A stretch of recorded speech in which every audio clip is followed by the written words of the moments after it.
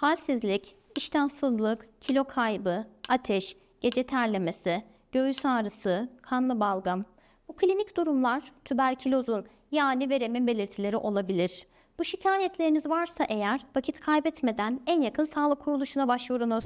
Tüberküloz hava yoluyla bulaşır. Başta akciğerler olmak üzere bütün organları tutabilir. Hasta insanların öksürmesi veya hapşırması ile ortama yayılan veren mikrobu sağlıklı kişilere de bu hastalığı bulaştırabilir. Korkmayın. Tüberküloz düzenli tedavi ile tamamen önlenebilir. Tedavisi ücretsizdir. Erken tanı ve tedavi ile hem sizin hem sevdiklerinizin sağlığını korumuş olursunuz. Tüberküloz yalnızca bir sağlık sorunu değildir. Ekonomik ve sosyal açıdan da ciddi bir halk sağlığı sorunudur. Unutmayın, birlikte hareket edersek veremi bitirebiliriz.